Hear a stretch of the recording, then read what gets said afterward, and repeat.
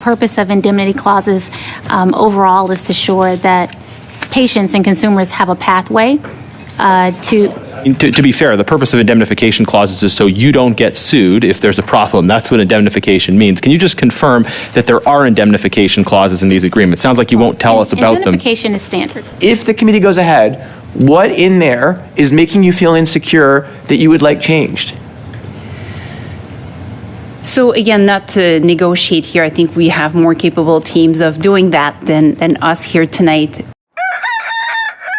This Guy's Garage. Like and subscribe.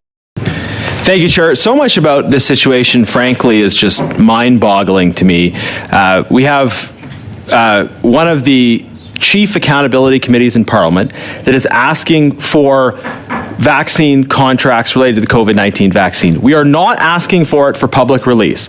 We are asking for it so that the small group of members of Parliament who have been charged with holding the government accountable in these areas can privately review these documents and provide recommendations to the government. That is all we're asking for. The information which many public servants have should be available to this committee because their function is implementation of the government's directives. But our function as a committee is accountability, is review and to provide those recommendations. So the government and pharmaceutical companies who are here today are happy to have the implementers, the public servants who don't have that same accountability challenge function. They're happy for them to have the documents, which is in some more people, but you're not willing to let us have access to the documents. And it's important to just underline that in our system, we have the supremacy of Parliament, which means that Parliament is the supreme lawmaking body. And that doesn't seem to be understood by the witnesses very well, that we have an unfettered, constitutionally protected right to request documents. This has been recognized for over 100 years by multiple speakers, as recently as by Speaker Rhoda. That it's not a question of us engaging in some kind of negotiation, like we're going to ask really politely and we're going to let you eat some of the cookies at the back and then maybe you'll give us a little more information in the documents. We have a right to access this information as a parliamentary committee, and we have an obligation to use this information responsibly. Mr. Genuis, I appreciate it. I'm hearing a point of order. I'm just thinking technical and for the interpreters. Mr. Genuis is speaking very loudly into a microphone. Mr. Genuis, if you can continue your line of questioning. I recognize you generally have two sleeps, or you have two settings, sleep and awake, but if yes, I suppose, look, in all seriousness, this is Mr. Genuis's time.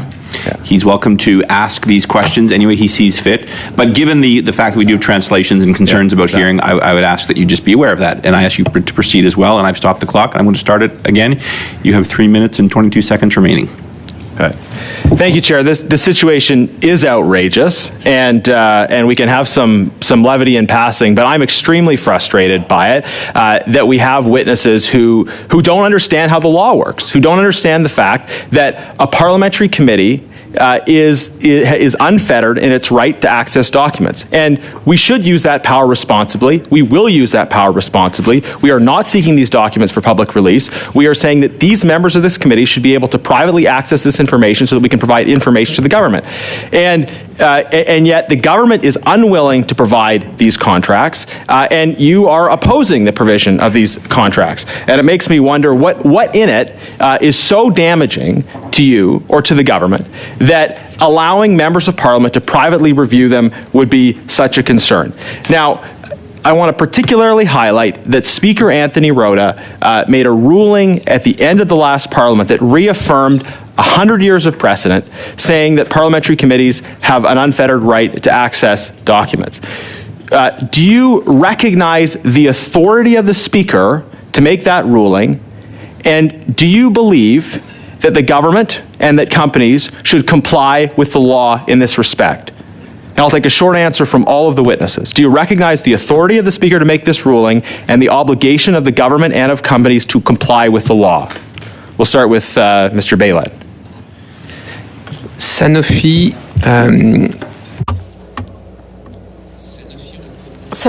recognizes the obligation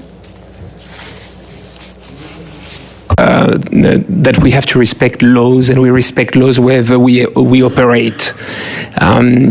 as far as the competency of that committee to review a unredacted version of the contract of Sanofi, I cannot answer that question.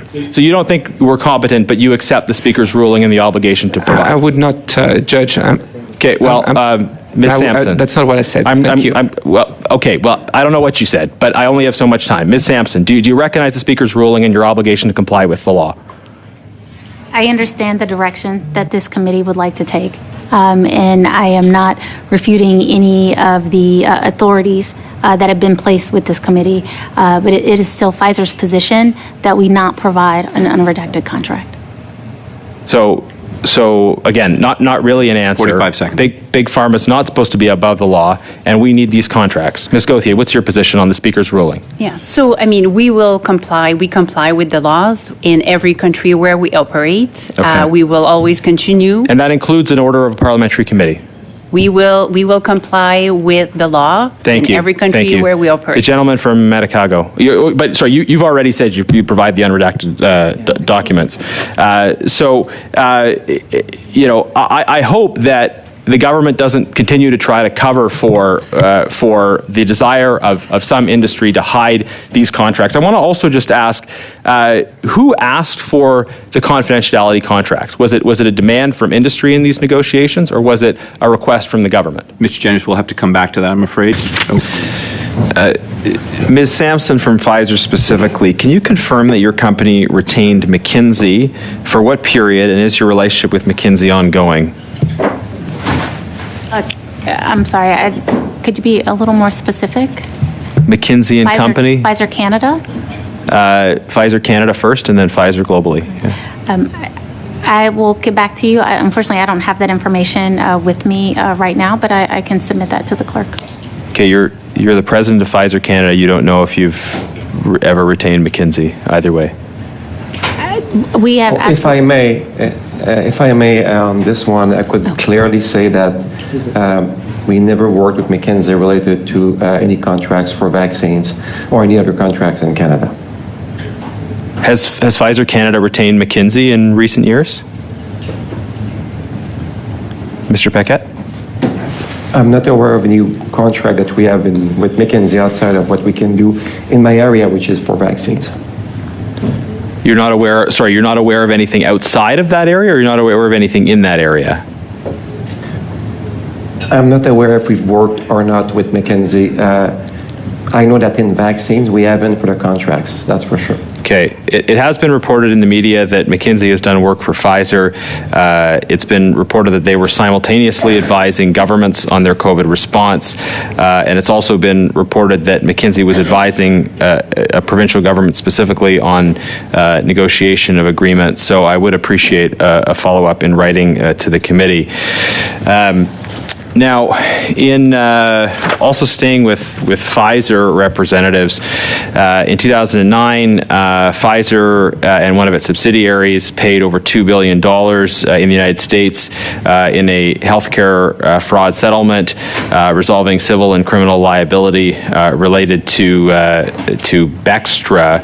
And I think instances like this underline for me the importance of accountability and oversight, and not taking a just trust us approach when it comes to companies like yours. How much has Pfizer paid in Canada in the last 20 years in settlements related to false claims or faulty products?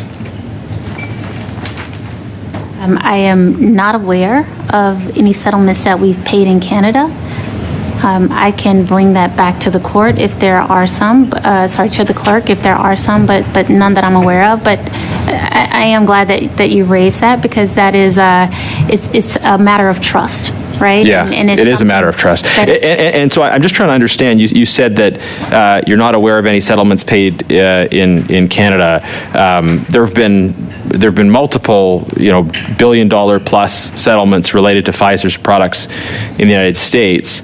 Is the reason that settlements haven't been paid in Canada because legal action hasn't been taken, or because our laws are different, or because those drugs weren't marketed here? What's happening with Pfizer Canada that's different? I don't have the answer to that question, but I can follow up with that. Okay. So you're not aware of what Pfizer may have done in terms of work with McKinsey. You're not aware of settlements in relation to faulty products or false claims made in Canada in the last 20 years, and you have worked for Pfizer for decades, if I understand right, Ms. Sampson. You're not correct. Okay, thank you. Are there indemnification clauses in these contracts related to COVID-19 vaccines? And could you share a bit with us about the indemnification clauses? Sure. I am not at liberty to speak about the clauses specifically in the campaign that in the contract that have not been publicly communicated. But what I can say is that the purpose of indemnity clauses overall is to ensure that patients and consumers have a pathway to be fair, the purpose of indemnification clauses is so you don't get sued if there's a problem. That's what indemnification means. Can you just confirm that there are indemnification clauses in these agreements? Sounds like you won't tell us about them. Indemnification is standard. So I will say that. They are in these agreements then? They are standard across the board. So they are they in these agreements? I can't comment on any clause in our contract. Can you just tell us if there are indemnification clauses in these contracts that you sign with the government related to COVID-19 vaccines? I cannot comment on anything in the confidential contracts, but I can say that there are pathways. You can't even tell us if there are available. indemnification clauses. And thank you very much. That is the time. Miss Shanahan. I'm actually going to take that time. Okay. Thank that is you. good, because I was worried there for Miss Yeah, you wouldn't Shanahan. want her to have to. Mr. Housefather, you have the floor for Thank 5. you. I think in response to Mr. Genes's question, indemnification clauses exist in all agreements. They're a standard thing, but I would think that based on what I've seen from the leaked documents, the indemnification clauses in COVID-19 agreements were vastly different than the indemnification clauses in normal pharmaceutical contracts, given the development of the product. And governments took greater responsibility in all of the documents that I've seen. So, Chair, we have a motion before this committee that involves 11 members of Parliament on one of the most important accountability committees being able to look in private at vaccine contracts between the government and big pharmaceutical companies that produce COVID-19 vaccines. And companies are so desperate to hide this information, and they can't tell us why, they can't tell us what they need to hide. And I have to say, after today's hearing, I am more convinced than ever that it is critical for us to access these unredacted documents. If there is such a desperation to prevent 11 members of Parliament from looking at these documents in private with no intention or capacity to leak, and in any event sanctions if they were to, it underlines, I think, question top of my mind, which is what is in these contracts that you are so desperate to hide from 11 members of Parliament. So I hope this motion passes quickly in light of your testimony today, and I hope we'll have the support of all members of the committee. There's been some discussion about precedent. Allowing you to hide this information would set a very bad precedent. Denying the supremacy of Canada's Parliament would set a very bad precedent. And anyone doing business in Canada can know and frankly be protected by knowing that Canada is a country where Parliament, not the executive, is supreme. And finally, I want to confirm that representatives from Pfizer agreed to provide follow-up information regarding the amount of settlements in the last 20 years in Canada regarding false claims or faulty products, as well as details about whether Pfizer Canada or Pfizer globally retained McKinsey in the last 5 years, for what, and in particular, whether or not for anything related to COVID-19. Ms. Sampson, can you just confirm quickly that you'll be able to provide that information in writing? Well, thank you. Thank you, and I'll turn it over to Mr. Cram now.